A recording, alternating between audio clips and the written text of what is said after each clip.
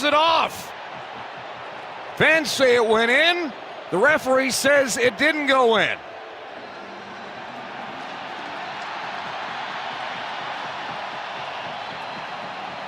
But Lowry has seen a replay and maybe it did. Boy, I'm not convinced. Finally now we see it. Lowry off the right post, left post. Boy, the puck is spinning on its edge, and it may have spun so much that it didn't completely cross the goal line. After reviewing the play at 16:29, the puck completely crossed the goal line. Better to be lucky than good. Crosses the goal line by a millimeter, if that. You heard the call right here on Altitude Sports Radio 92.5. Connor McGahey up in Winnipeg. The Avs fall 7-6 in Game 1 of the Stanley Cup playoffs in round 1. 7-6 is your final. Winnipeg with 23 shots on goal. Colorado peppered Connor Hellebuck with 46. They put 6 past the guy who's going to run away with the Vezina Trophy this year, but in a losing effort, a sub-700 save percentage from starting goaltender Alexander Georgiev. Justus Annunen was not in the lineup tonight due to an illness, so you had Arvid Holm, who has not started a game in the National Hockey League in his career, as your backup, largely just there because you need to have a backup rostered on your team. Again, the Avs showed a valiant effort tonight. You get goals from Val Nichushkin early on in this one. 6 minutes in, you take a lead. 2 minutes later, Winnipeg scores. You go down 2-1, but 2.5 minutes later, Miles Wood ties this thing up. You get multiple points from Nathan MacKinnon, Cale Makar, Mikko Rantanen. You get a beautiful goal at the end of the game from Makar to get you within 2, and then Middlestat scores a Plinko goal to get you within 1 with 30 seconds to go, but 7 is simply too much to give up in the Stanley Cup playoffs as we welcome you into Between the Pipes here on Altitude Sports Radio 92.5. We are presented by Safeway. Join us, 303-504-0925 on the Shop Mazda text line. Watch us, twitch.tv/AltitudeSR on the Safeway Twitch stream. Alex Ryan-Emmy alongside Steve Nelson behind the glass. And as always, my partner, my co-host, he is the radio machine, Mark Springer. I would like to dive into this game and take it apart little piece by little piece. But in a team game, it's really difficult to overlook one player in this one. Yeah, it was the difference in the game. And look, okay, we bump in with the second Adam Lowry goal, the one that was very quickly. Was it even confirmed or overruled? The call on the ice was no goal, right? Like the ESPN graphics showed like goal. The Jets players stop as if there was a goal, but there was no goal horn. There was no signal of a goal. Play continued, and then Adam Lowry is just like, it was a goal. It was a goal. You're not, but he's not a ref. Adam Lowry, you can stand there and say all you want that was a goal. I don't know why. Why did the play stop? Why was a whistle blown? They should have. Don't they review that at the next whistle, at the next freeze? They just did. It seemed like they just stopped the play 10 seconds after the quote unquote goal happened. And they decided, I guess we'll review it. But that's not how it should go. That's not the protocol. And then, man, I have sat and watched 5-minute offside reviews. This thing was quick. This took 10 seconds. After I saw the final frame that the NHL tweeted out and said, hey, like, this is a goal. It's a goal, but it was very fast. And from what we saw on the broadcast, I switched back between ESPN2 and Altitude to watch to see if there were different camera angles. They showed one camera angle at one speed, and it was not conclusive. And within 30 seconds, that thing's called a goal. Sure, you could say that's the difference in the game. No, that was not the difference in the game. It was one of them, but it was not the difference. But it was quick, but it's a goal. Well, okay, so I think Sportsnet, the Canadian broadcast, did have, now they had that overhead, more HD freeze frame look, and then ESPN later ended up sharing us that overhead shot. The initial overhead shot we had was from further up. It was less clear. And then we also had that side angle where you could see the puck spinning on its side, and it did look like it did kind of curve ever so slightly, possibly across the red. Fine. Even that overhead shot, the more HD one, where you do see a little sliver of white between the puck and the red line, fine.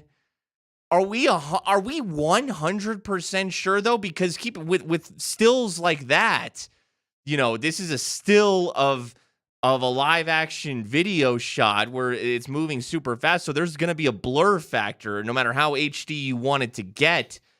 I don't know, especially since I think was called no goal on the ice, and how quick that took. I don't know. That's sus to me. I don't disagree. Like, if I'm being honest, it probably crossed the line, but in that same breath, honestly, I still could not tell you for sure. Even despite that still shot that we have, I still can't tell you for sure. Okay, regardless, the difference in the game was not the second Adam Lowry goal. It was the first Adam Lowry goal, where it was 3-3. Unacceptable. And the Avs dominated the start of the second period. They dominated the start of the first period. They got up to a 9-1 shots on goal advantage. Second period, 8-1. And this was, the front half of the second period was all spent in Winnipeg's side of the ice. And one little mistake. Cale Makar gets a weak shot blocked by Nino Niederreiter. His stick breaks. People are saying maybe Nino held Cale's stick. I saw that. I didn't quite see it. I know that Taves is back. He's your lone D-man back. He's in position. Is Georgiev so concerned about the cross-ice passes that have beaten him so much of late that he's already anticipating that, and that's why he's leaving his 5-hole open for the weakest little 5-hole shot you will see from Adam Lowry? For you to dominate the first 9 minutes of that period, and then one little mistake and one dumb goal, like that was the microcosm of this game. Very strong play, one little mistake, and it entirely blows up in your face. Without a doubt. Like, you need to make a save, right? So the first goal of the game from Josh Morrissey, it's a seeing eye shot, but make the save. You're there. The glove is there. I'm putting that one on the netminder. The Nemesnikov goal is a hot and ready Little Caesars pizza in the middle of the ice from Josh Manson. That is 100% on the defender. Iafallo gets a good stick on that puck that redirects it over to Nemesnikov, but an unacceptable turnover on the short side of the defensive zone. You can't put that on the netminder. The Scheifele goal, I can't put that on the goaltender either. But the Lowry goal, the one that makes it 4-3, is unacceptable. The Kyle Connor power play goal, while it's on the power play, it's a one-time opportunity. Georgiev gets there, right? Like, you're there. That's your save as a goaltender. The one-time save is the one that when you draw up a PK, there is always, because you are down by a man, you always communicate. There's a save on the ice that is the goaltender's to make. And typically, it's the one-time flank from the outside. You just have to look at your goalie and go, that's on you, right? If we get scored on from the middle, from the top of the zone, from the bumper position, or on a rebound, that's on the defending players. The flank one-timers is a goaltender's goal to save, and he gets there, and he whiffs on a glove save, right? For me, unacceptable that thing goes in. I think that the second Kyle Connor goal in the third period, while you have multiple guys who can get sticks on it, Lehkonen goes over the top, it goes through Manson as well. You are there, right? But your body stays square to where the puck had come from, and the only thing that he allows himself, or he allows himself to make the save with there, is his glove, and it's been bad as of late, right? You have to move with the player, right? You can't continue to stay square to where the puck was if the puck is moving from left to right.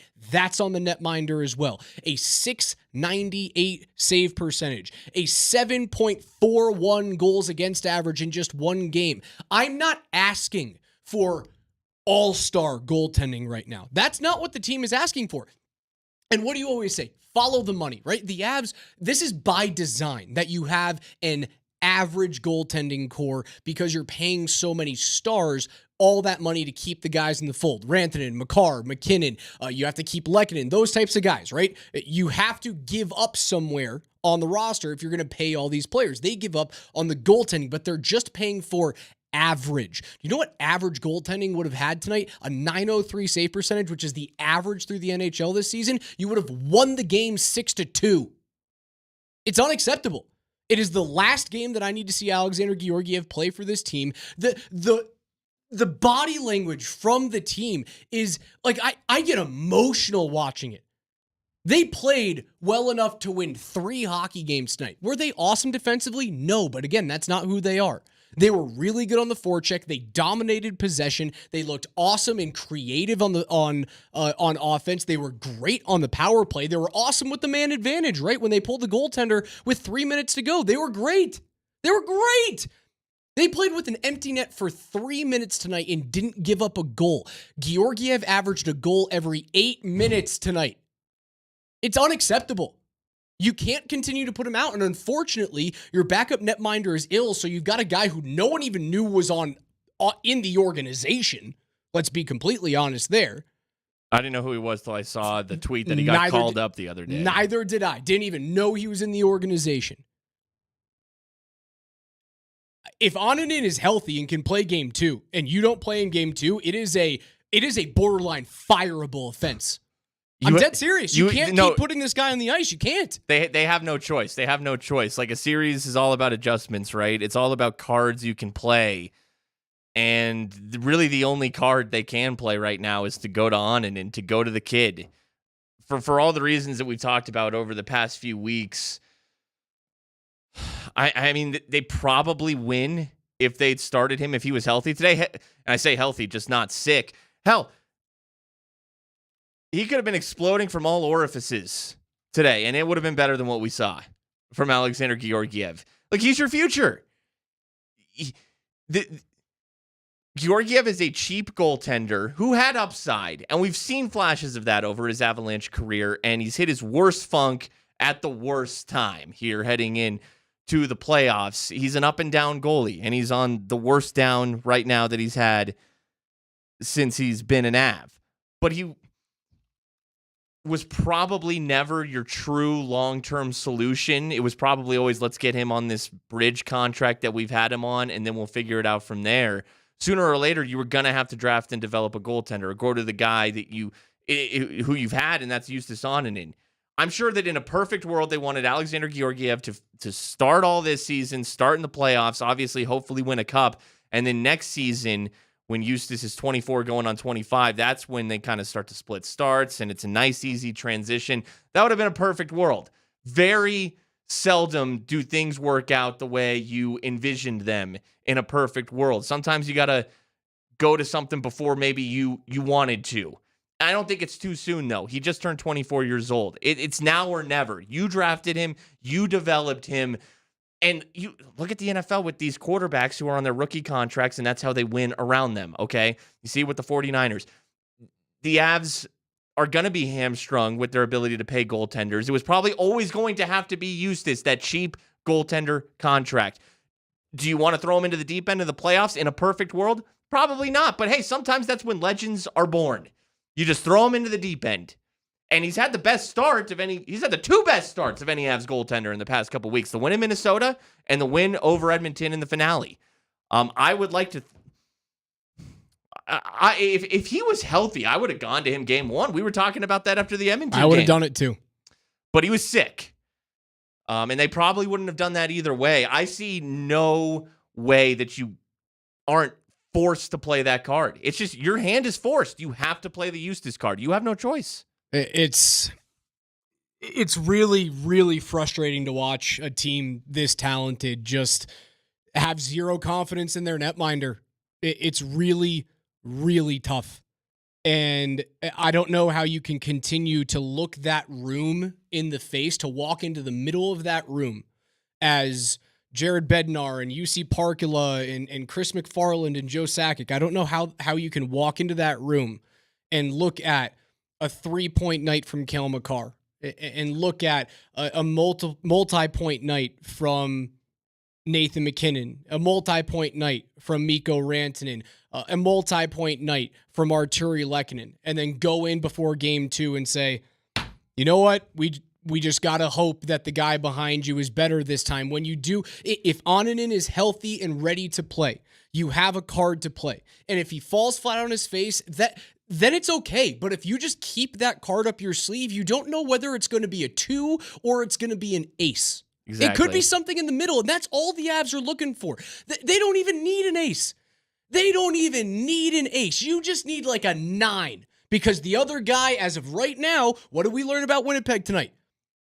They're not infallible, right? So the other guy could very well be looking at you with like a high king and doesn't have anything paired. And all you need to do is pair up that 9, right? You don't need a great card at this point, but you need to play one. Yeah. And G Bruin has a great comment here on Twitch. Again, twitch.tv/AltitudeSR on the Safeway Twitch stream. Remember the cross-ice save that Kemper made in Game 6 on Nikita Kucherov from Andre Palat in the third period? 2-1 hockey game. Avs are in a closeout situation. Darcy Kemper was an average goaltender. Again, one of the worst save percentages since the 80s to win a Stanley Cup championship was Darcy Kemper. Average goalie at the very best. He had spurts of greatness in him, but average.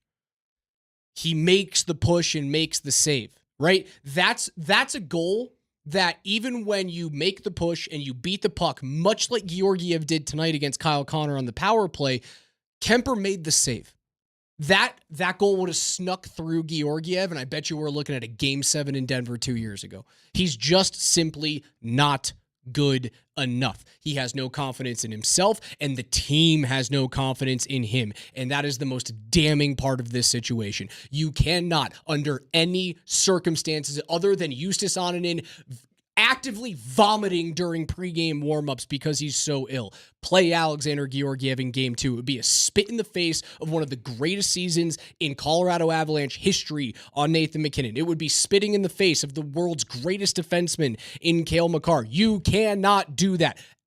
No ifs, ands, or buts about it. It's unacceptable. Alexander Georgiev has no glove. His glove is terrible right now. You know, rewatching this the Kyle Connor power play goal. I mean, you're right, Raj. It is a complete whiff, and it's similar on the second Connor goal. And there was one earlier in the game where he makes a glove save, but it bounces out. And we saw that, was it in Edmonton, where he allowed a ton of goals down the stretch? It was towards the end of the period. It was right at the death in the final 10 seconds. Oilers player throws a solid little slap shot on net that Georgiev fumbles out of his glove. He has no glove right now. He can't make glove saves. He doesn't even really have a stick either. He has no tools. On the second Adam Lowry goal, the one that goes 7-10. Throw a jammer! Lowry cuts in front of Georgiev. There's an opportunity to get the stick in there and poke it. Georgiev has no tools right now. He has no glove. He doesn't use his stick. He cannot save a one-time cross-ice shot to save his life. Most of these are beating him glove side. They're beating him blocker side. They're beating him everywhere. He has no tools. He has absolutely no tools right now. Let's head on out to the phone lines. David in Denver has been waiting patiently. You're live on 92.5 with Raj and Spring. What's up? Hey, fellas. I hate to say this. We got two tenants in the Ball Arena. One tenant is headed towards greatness and more championships with the Nuggets.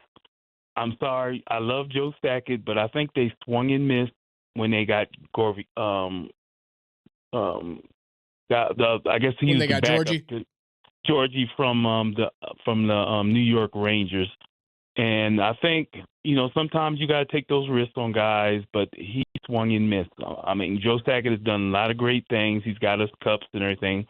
But I think on this aspect of the Avalanche, as far as championship window, they have one still, but it could really, really get closed if they don't reassess what they're doing. I know they wanted, like you said, they wanted to save money on their goaltending, all that, and go on the cheap.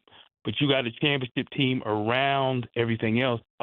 Defensively, their coverage has been lacking throughout the season too. So I think they're going to have to make some real. If they survive this series, which it doesn't look like they will, even if they go with the other goaltender, they're going to have to reassess what they're doing, not only with just defensemen, goaltending, they swung and missed on this goaltender, and it happens. And unfortunately, I don't think our Avs are in the same window as the Nuggets are for championships in the next 3 or 4 years.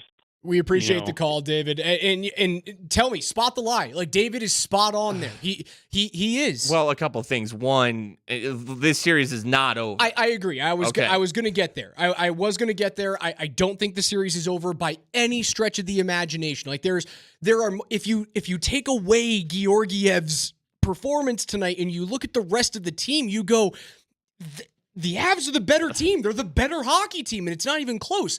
He does hit this on the head, right? It was a swing and miss from Sakic and McFarland. He was better last year than he was this year, but it has gone so far downhill that in the offseason, this will be something that they must address. I agree, because if they don't do so, then that championship window closes. You can't go into next season with this big question mark in between the pipes, to say the show name during the actual show. That, however, is a problem for when the season is actually over for me. Is the series over? No shot. Oh, okay. There's two ways to view it, though, as it being a swing and miss. Like here today, the way he's been playing of late, and the fact that he was invested in, albeit at a cheaper price, which is part of this conversation. He was invested in as their number one, and here we are today, and he's struggled so much over the past 2-3 weeks at the worst time of the year. Then yeah, by that, it's a swing and miss. But on the other hand, considering their options, it was a swing worth taking at the time. The capital that they had to give up to get him was not much. The upside that he presented was decent, and he's had his moments as an Avs. So I think by those metrics, it was a swing worth taking, and a swing that I don't think anybody should regret. But we knew that upside, it does not mean you live up to it. It's only a swing worth taking if you fail to make the change, if you allow the fact that, while again, like if we're going to take the baseball analogy, there were some hits, there were some doubles last year. The series against Seattle, he was a very, very good and capable goaltender. This year, it's just been too up and down. Where it becomes a swing and miss is if this organization allows the ship to go down. If they dig their heels in. You can't do that. You can't be prouder than the situation. What they give up, like a second and a third to get him? You didn't give up much. You needed to, again. It was a third and a fifth. This is what the team is built to have: average goaltending, because you're spending so much money on other elite players, right? The roster is a Stanley Cup championship roster outside of average goaltending, and you could argue the back end of the defensive core isn't quite up to snuff, but still very much good enough to win not only today's game, but to win Stanley Cup championships. They know that, right? Grubauer, average goaltender. Kemper, average goaltender. They win a cup. They go to multiple second rounds. They lose in game 7s, game 6s.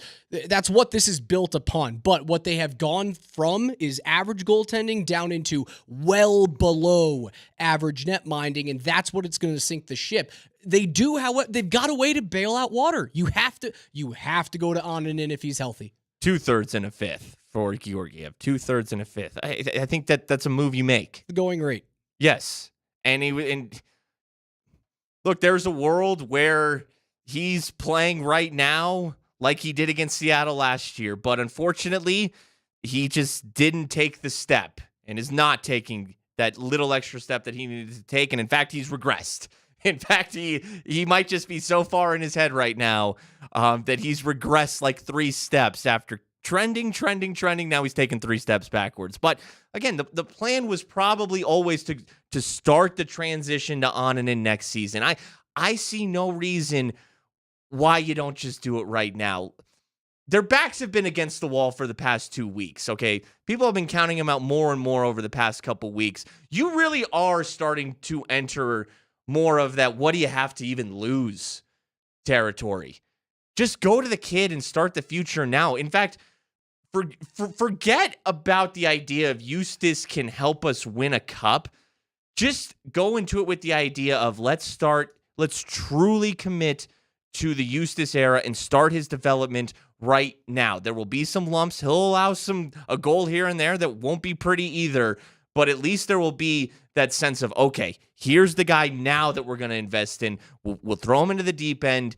We'll start the process now. If he sinks, fine. We won't panic. We'll still continue with him as an idea to be in the mix next season. Best case scenario, he pops. He pops, and you go somewhere with him. Do you worry that they compounded this issue by not going out and getting a guy like Jake Allen? Jake Allen wouldn't have done it. A guy like Marc-Andre Fleury. Fleury's the only guy who could have done it. In that same breath, though, like this organization eventually was going to have to go with a goaltender they drafted. You can only push it off for so long, okay? You can only Band-Aid it with free agents and trades for so long. At some point, you have to draft and develop a goaltender, and this is the test for the organization right now. Did they get it right or wrong with Justus Zononen? I know they wanted to be, put a bow on Justus, baby him, have him be ready to help their odds of having him succeed, but sometimes you're just not afforded that luxury.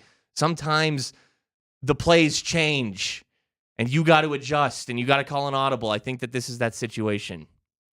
We'll take a quick time out here, continue breaking down this game, talking about the goaltending situation. Is Alexander Georgiev the guy to start game number 2? We'll talk about how the Avs bounced back and fought back in this one despite being essentially out of this game. And listen, they played a good hockey game. That's all I can tell you. They were porous defensively in certain situations and didn't pick up sticks, but they were good enough to win this game going away. And we'll continue talking about that on the other side. 303-504-0925 is where you can reach us. He's Mark Springer. I'm Alex Ryanemi. Avs fall 7-6 in game 1 of the conference semifinals.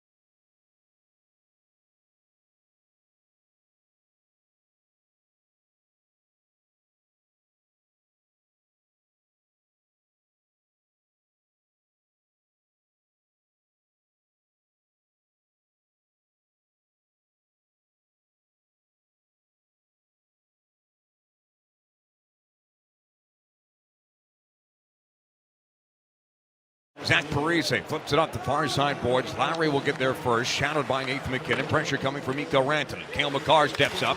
Stuck in his skates, Rantanen the beneficiary. Over for MacKinnon. He holds. He lets it go. He scores! The Mac attack is back, Jack! The point per game in the Stanley Cup playoffs continues for Nathan MacKinnon. And the Avalanche have the lead 3-2 with 4:55 to go in the first period. His 45th career playoff goal is point number 101 in the postseason. And the Avalanche have 2 goals in 18 seconds to have a 3-2 lead in the latter stages of this first period. Nathan MacKinnon, a 2-point night, 1.31 points per game, continues to blow my mind in what he's able to do on a nightly basis in the postseason. 102 points in 78 games for Nathan MacKinnon. It was part of a quick strike attack for the Avs there. This was a game in which the Avs were more than good enough to win the hockey game. You get an early goal from Val Nichushkin. You are dominating Winnipeg early on. Beautiful far side shot from Nichushkin on a 2-on-1. But then, unfortunately, you look back and a shot gets through a few bodies and the goaltender can't make the save. And 2 minutes later, you are tied. Under 2 minutes later, you are tied at 1. And then 3 minutes later, you have a bad turnover and you're down 1, but the Avs jump back. Beautiful forecheck, hard body, create the turnover, far side of the crease. Miles Wood 1-1 in, and you're tied. And just 18 seconds after that, MacKinnon would put the Avs up 3-2. But as it's been the entire season, Mark Springer, just 50 seconds later, in fact, 48 seconds later, the Avs give up that lead. You end the first period tied at 3. You start dominating the second period, and then a soft 2-on-1 5-hole goal goes in. You could just see that the bench looks up and down when that thing happens. It goes, what do we have to do? What do we have to do? Connor Hellebuck is going to run away with the Vezina, and we just put 6 in on that guy and lost the hockey game. Very disappointing as we welcome you back to Between the Pipes here on Altitude Sports Radio. Alex Ryan-Emmy alongside Mark Springer. You know, it's all that good hard work that the Avs put in tonight. You know, it's like I was just, there's like a Seinfeld episode about this where like Elaine's like doing a lot of good hard work at her job, but then somebody will just, like a coworker will pop his head over her shoulder when the boss is looking and act like he helped with all the work even though he just showed up. That was the Winnipeg Jets in this game. Like they were the benefactors of, well, really it was the goaltending for Colorado, but they're controlling. They're in the offensive zone. They're getting the shots on goal. They're working their tails off. Of course you're going to make mistakes. You know, it's a weird shaped puck on an ice surface. Pucks are going to bounce in weird directions. You're going to have to hustle back on defense. You're going to have to come up with a big save to bail you out just because pucks are going to bounce against you, even when you're playing great. And every single time a puck bounced against the Avs, it just went, it was a goal, you know? So it's so disheartening because here's the thing. They responded. Like, this is it. This is what we wanted to see. This is the effort. They look great. They had the legs. We know it when we see it, and they had it today. They skated, I don't want to say great, but damn near close to great. And they lose by 1. They lose 7-6. They were quick to contact. They out-hit Winnipeg. The forecheck was hard. They got above pucks. I thought that they defended the middle of the ice pretty well. Again, there were a few goals that maybe the Kyle Connor goal, that second one where he beats Georgiev on the far side over the glove. You would have liked to have seen Manson get a stick on that puck. You would have liked to have seen maybe Lehkonen go underneath rather than over the top of the stick of Connor. other than that, and other than the hot and ready pizza that Manson turned over for the Nemesnikov goal, I thought they defended the middle of the ice well enough to win the hockey game. And I can only look back at like one save from Georgiev, which was on the 2-on-1 backdoor on Kyle Connor. And that's the one save he made tonight. And then I was flipping back and forth between Moj and the Buchagras ESPN2 broadcast. And like Buchagras gave Alexander Georgiev the performance of the second period award for lack of a better term. Yeah, they were really pumping him up in the second half of the second period. Like, yeah, he's doing great, but like look at that terrible goal he lets in from Adam Lowry. And meanwhile, on the other side, Connor Hellebuyck's like, I stopped all 11 shots. And I had to turn the broadcast off. I was like, it's the dumbest thing I've ever heard. Like, John Buchagras, what are you talking about? Like, you watch so much hockey, Bucci? You're telling me that Alexander Georgiev was great in the second period for the Avs? Get real, dude. Well, I think he was trying to be nice. I think he felt bad for Georgiev. So, and I maybe I get it. Maybe I'm being too harsh on the guy, but I really don't think I am. I think I'm just spitting the truth here. Well, because when Georgiev was that bad, and then he makes a couple saves, like by comparison to what we just saw, it looks way better than it actually was. Because I mean, it did get to the point where I got surprised every time Georgiev made a save. I really was like, whoa, he saved it. And I was genuinely surprised. It only lasted so long, though, as he allowed 3 in the third after that hot stretch at the end of the second period. Yeah, it's the goal that made it 4-3, man. You can't. Again, I don't want to say dominate, but it was close. It was close to that for Colorado offensively. Chances, zone time, working hard, doing the right thing. One little mistake, one dumb 5-hole goal erases all those 10 minutes of work you put in.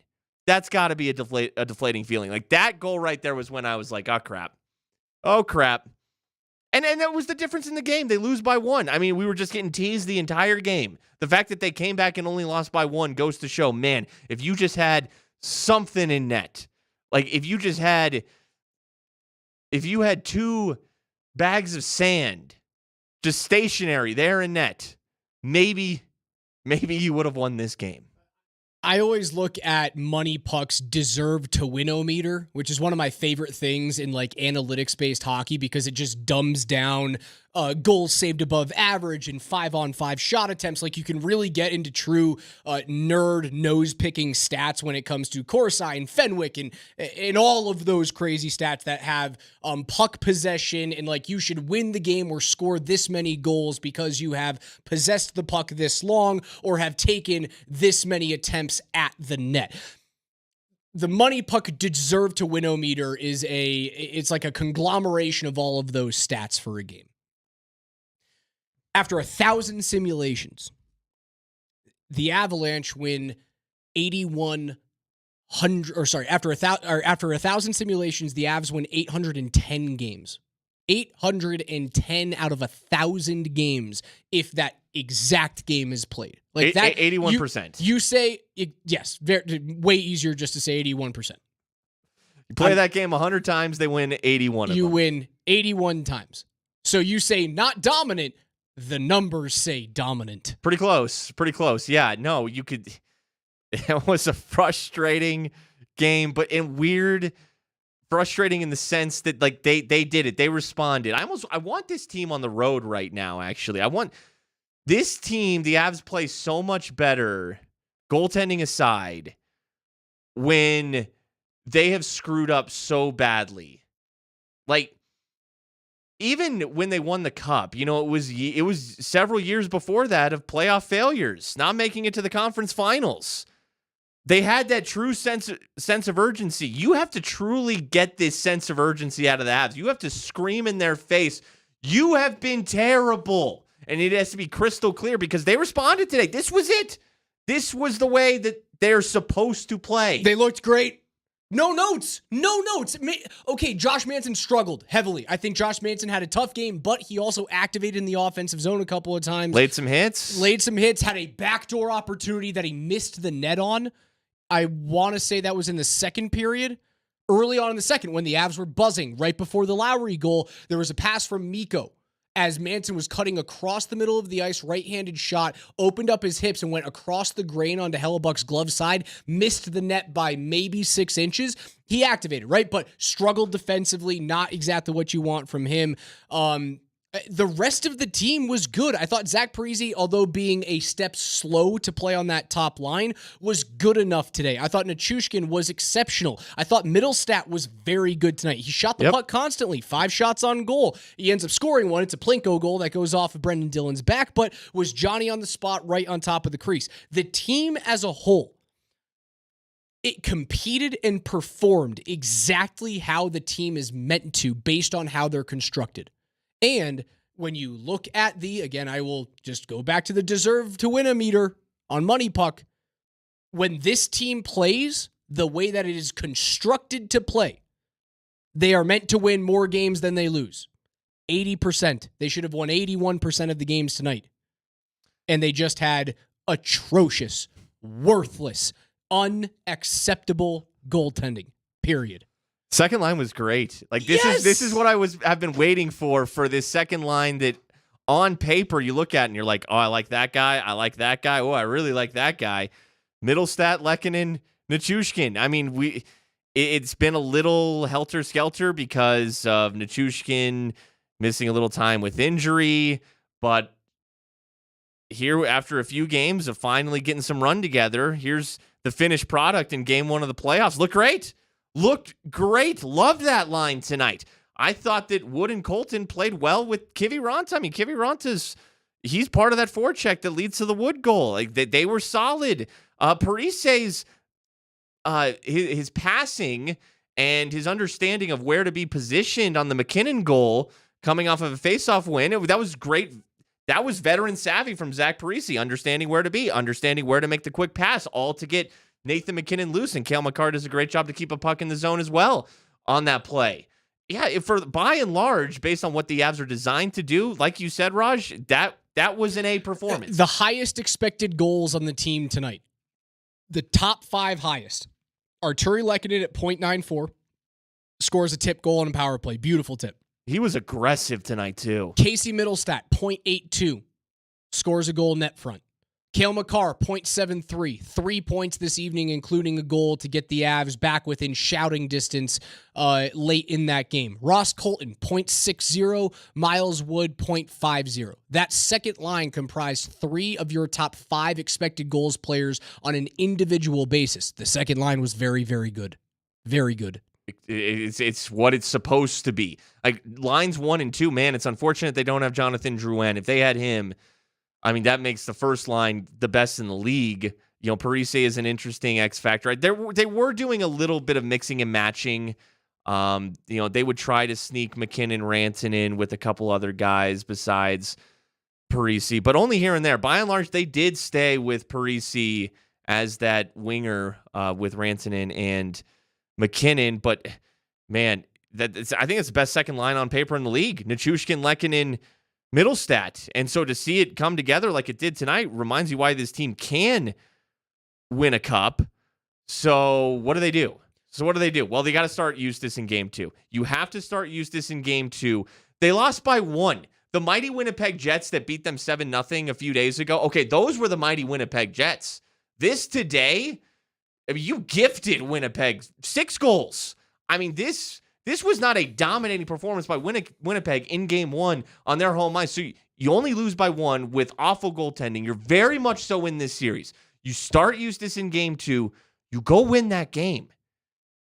And Raj, what did you say happened? You said this during the break. What happens if they win game 2 with Eustace in net and we come home Ball Arena game 3 and they announce Eustace Onninen's name as the starting goaltender? If he can get a win in game 2 and you do what you're supposed to do, Avs coaching staff, and start him and he gets the win, what happens game 3? It might be the loudest ovation that we have heard in 5 years with this current core. That will be the loudest you'll ever hear Ball Arena, is if he wins game 2 and you steal home ice advantage away from the Jets, which again, that is, you get 2 opportunities. That's the blessing of being a road team in a playoff series. You get 2 opportunities to do what you need to do on the road, and that's steal a game, right? You get 2 opportunities to do that. Not just one, you get both. And if you get one of the 2, it's considered a success. If you get 2 out of, or if you get both of the games on the road, you're largely going to win the series every single time. But your main goal is to, in order for you to say the first 2 games of a series on the road are a success, you steal home ice advantage away. If you put the kid in, the Avs play like they did today, they beat Winnipeg in game 2, and you win that one 4-2. Or 5-2 with an empty net or something like that, because that's what the numbers say you would have done tonight with average goaltending. Annunen comes back to Denver a hero. Annunen comes back to Denver, and I would argue that the only ovation louder in the state would be for Nikola Jokic. Not for Cale Makar, not for Nathan MacKinnon, not for Mikko Rantanen, because of the gravity of the situation. You will have never heard the fan base. If this happens, he wins game 2 and he comes back for game 3. Those starting lineups will be an unmissable treat for anyone in the building. Like, that's a game you don't come late to. That's a game you sit your butts in the seat so you can hear the ovation for Eustace. And that's if that happens. But you got to make the decision to do it. Here's your look ahead. Line's already out for game 2. It is a true pick 'em. It is minus 110 on both sides. Coming into today, the Avs were minus 105. The Jets were minus 115. So the Avs actually gained a little bit, a little bit of ground. Like, now it's a true pick 'em. Now the Avs really are road favorites in this game. Why? Because they were the better team in game 1 on the road. Scored 6. Should have won this game if they had competent goaltending. I wonder if there is a sense that Eustace will start this game. You know, because that's aggressive right there to have them as essential road favorites going into game 2. There's certainly a chance. Checo asks, fellas, devil's advocate, what if Eustace comes in and loses 5-2? You have to be willing to play that bet. You have to be willing to throw that out on the table and hope that it works.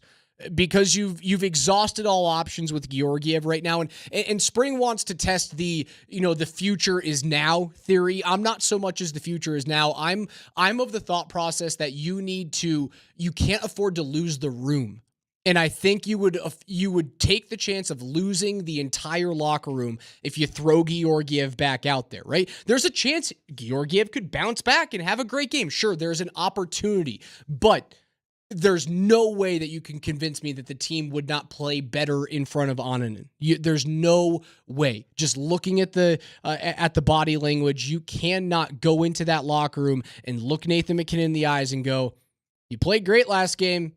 I'm going to keep putting the guy in net who doesn't give you a chance to win." That's a really tough thing to do to a team like this. It's regardless of anything too. We've kind of reached a point where it just has to be a different human being. It could be me. I wouldn't recommend it, but you could put me in goal. It just put Jared Bednar in goal. It just has to be a different human being, any human being, and it's a mojo change for me. It's really not like it's because over this stretch we have conceded even today. Not every goal was on Georgiev today, but the juju is bad right now. It has to be a different human being. Period. Okay, let's say it's Eustace is good, not great. Avs still lose game 2. You still go to him in game 3 at home and use game 2 as like, hey, there's getting your feet wet in the playoffs, because this is a commitment move. This isn't like a change move. No, you're learning on the fly here, kid, and you're starting game 3. And can they steal game 2? Absolutely. The odds suggest as much. The play today suggested as much. But a series is never over until you lose at home. Start the process with Eustace. Whatever happens in game 2 happens, and it'll only make him sharper for game 3. Just with the more experience, he will finally see his first playoff action. He needs to see his first playoff action. That's Mark Springer. I'm Alex Ryanemi. Avs fall 7-6 in Game 1 of the Western Conference quarterfinals. On the other side, we'll tell you what happened throughout the rest of the National Hockey League's playoffs, including the game that's going on as we speak. We'll get you some Bet the Pipes for some NHL games going on tomorrow night on Monday. That current game, Preds and Canucks tied at 1, 5 minutes into the second period. Mark Springer, Alex Ryanemi, Between the Pipes.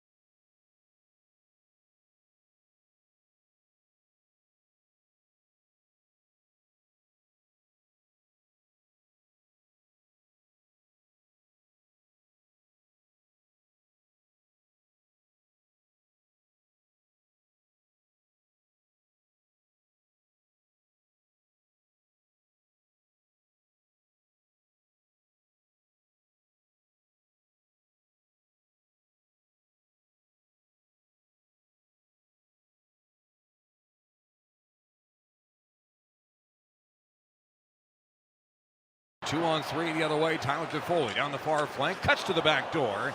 Out of the reach of Monahan. Toffoli will get there. trying to blast it in through the legs of Sean Walker. Open man back door. Oh, what a save by Georgiev on Kyle Connor. His finest of the night. Pure save from Alexander Georgiev.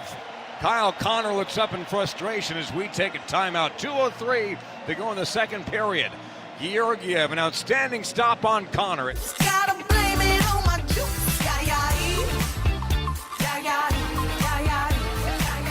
it on my juice. Blame it on my Steve Nelson is a wizard. He's got the juice, and we need the juice. He plays it over a Georgiev highlight as we come back from break, wrapping up between the pipes. Super producer behind the glass, as always, Steven Nelson. I'm Alex Ryanemi alongside Mark Springer. This is Between the Pipes, presented by Safeway. You can save more with Safeway. Receive our best deals, rewards, and perks as a Safeway for You member every single day. So download the Safeway app and sign up for free 2-day Safeway.com. Thanks to everyone who has been watching us, twitch.tv/AltitudeSR, who's been on the Shop Mazda text line at 303-504-0925. Jason, Luke, Zach, Marie, Jim, Matt, Zach, MT, Alex, all of you guys in there. We appreciate you as always. I've said about as much as I can tonight without, bursting a blood vessel in my head. The Avs were good enough to win the game tonight. It's a team game, and you hate to put it on one guy, but it would be disingenuous if we did not spend 90% of this show saying, listen, it's the goaltending, it's the guy between the pipes, they need to change it. Hopefully they're able to for Game 2 on Tuesday evening. Again, Justus Onanen was not in the lineup today due to illness. We'll have to see how that progresses through the next couple of days. Spring. We've got a current game going on right now, 1-1. Halfway exactly through the game between the Predators and Canucks out there in Vancouver. Jason Zucker scored the first goal of the series for Nashville with 4 minutes to go in that first period. Vancouver would come back within the first minute of the middle frame and get a goal from trade deadline acquisition Elias Lindholm, and our old friend Nikita Zadorov picks up a secondary assist there. It's tied at 1, but we had some really good games today. The Panthers and the Lightning was a slog, super physical. Panthers get a 3-1 victory, kind of a throwaway goal at the end on the power play for Steven Stamkos made this thing 3-2. Florida had scored an empty net goal with 2 minutes to go in this one, but the Panthers take the first of the Sunshine State Showdown. And what's interesting about this opening weekend of playoff hockey, really not just in the Stanley Cup playoffs in the NHL, but also in the NBA, every single home team has won so far. Here we are on Sunday night at 9:20 Mountain, and with just 2 games remaining tonight, one in the NBA, one in the NHL, all the home teams have won. So, man, getting that home ice was certainly an advantage because, looking at that Florida-Tampa game, that Florida was the better team on their home ice from what I was able to see from this game, but Tampa fought. They're going to be tough, and just when you have that home ice, it adds a little something. You just get a little extra kick, and every single team has taken advantage of it so far in these playoffs. Altitude Hockey on the Altitude Radio Network is brought to you by Mountain High Appliance. Visit the Clearance Center for new, discounted, and/or scratched and dented appliances up to 60% off. MountainHighAppliance.com. Let's keep going through those scores. Rangers 4-1 victory over the Capitals. This one was tied after 1, but pretty much dominated from there on out. Matt Rempe blew the roof off of Madison Square Garden as he scored the first goal of this series, and he got a charging penalty like 15 seconds into his first shift, but they came out and scored the first goal, and MSG was waiting to blow up. And while it would have been fun for Panarin to score or Zibanejad to score, Matt Rempe scoring the first goal of that series is everything those goons on Broadway needed. Yeah, bags win cups. There's a bag for you right there. You might love it, you might hate it. A lot of people hate it, but sometimes guys like that give you a little bit of an extra spark. The Rangers have been the same team for the past few years, but haven't been able to make it to the Cup Finals. Maybe a little added bag is the trick. It very well might be. And that'll be it for your scoreboard tonight. We've got 4 games going on tomorrow. The first of which starts at 5 p.m. Then we've got a 5:30 start, a 7:30 start, and an 8 p.m. start Mountain. First game is Maple Leafs at Bruins on ESPN. The Maple Leafs are a team that is built to lose. They get their doors blown off of them in Game 1 in Boston. Will the Maple Leafs, as plus 114 dogs on the road, bounce back and tie this thing at 1 as we get some bet the pipes odds for tomorrow? I'm going to say no. I think Boston goes up 2-0 tomorrow night. And that probably is my favorite pick on the board. Knights Stars is going to be interesting. It's at 740. I like Vegas to ultimately win this series, but we've seen these home teams in Game 1 win all of them so far, so I don't have a ton of confidence in Game 1. I do think Vegas wins the series. I will say this, though, Raj. I was thinking about this today and watching the Avs play well, from a skating perspective in Winnipeg. I'm kind of rooting for Dallas now. I kind of want the Avs to go on the road. I think the second that they start a series at home, they start to get complacent. They start to relax, and they start to think that they got it. I need the Avs to have their backs against the wall. I want them playing on the road to start series, actually. I'm kind of rooting for Dallas. All right, there you go.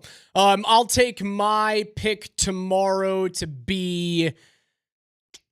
I'll take the Leafs, plus 115. Oh, you disagree with me. Why is that? I don't know. I just feel like Austin Matthews can't go down 0-2 because the city of Toronto might kill him. Well, speaking of that, dude, And that's a 7-game series. It's always a 7-game series. Yeah, hey, you're not. You very well might be right about that. I have no data to back this up, but yeah, Leafs money line tomorrow. Look, my favorite pick is Avs Game 2, minus 110 on the road. It's All right. my favorite pick. I'm sorry, but we got almost a full response today. We're going to get the full response on Tuesday. The full means they actually get the win. That's happening on Tuesday. The Altitude Radio Network broadcasts from the Backus and Shanker studios. If you've been injured in a serious car accident, you'll want to hire a law firm with winning results. It's Backus and Shanker. Their passion is justice. Their passion is Eustace. Hopefully he'll be playing on Tuesday evening. Better believe it, Steve Nelson. That'll do it for us. Avs fall 7-6 in Game 1. He's Mark Springer. Steve Nelson behind the glass. Love and appreciate you, my friend, as always. Is that what you appreciate about me? You better believe it. I'm Alex Ryan Emmy. Tune in tomorrow morning, 6 a.m. on the dot for Brett Kane.